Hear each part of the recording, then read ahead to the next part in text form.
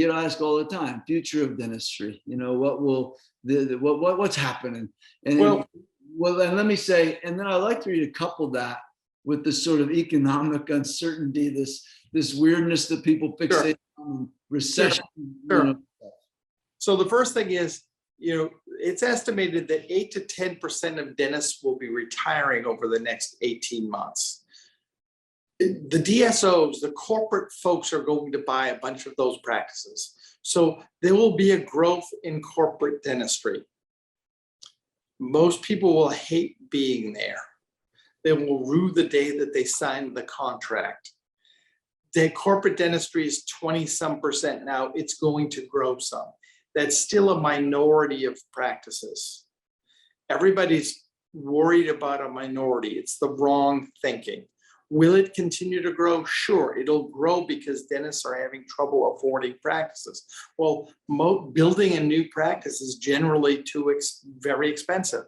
So our job is to make it less expensive to build practices. That's why I work in that segment, because it's just, you don't need to make it more expensive. Toyota can make a factory that's less expensive. It's a good thing to do. It's not the center of the universe, but there's no reason to spend more. I'm happy. So that's on that end of this. I'm happy about the recession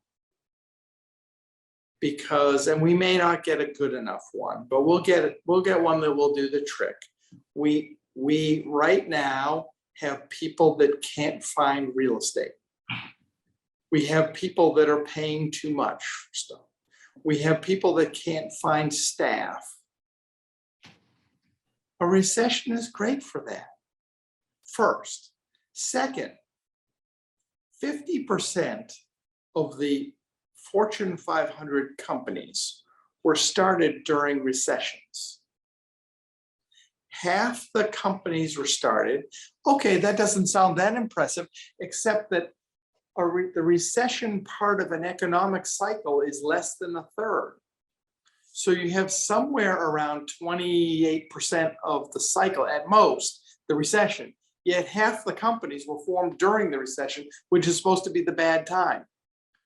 They're formed during the recession because it's time of change when you can have opportunity to make things happen. And again, you can get in our situation with respect to creating new offices, you can get space, you can get contractors, you can go ahead and get employees.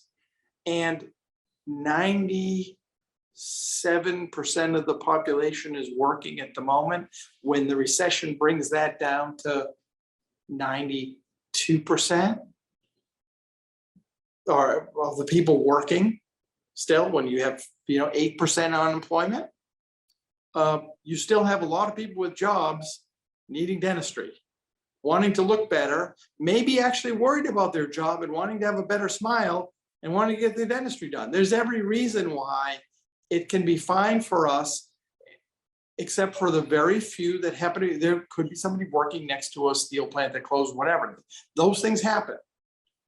But for the majority of us, this is the best time to grow.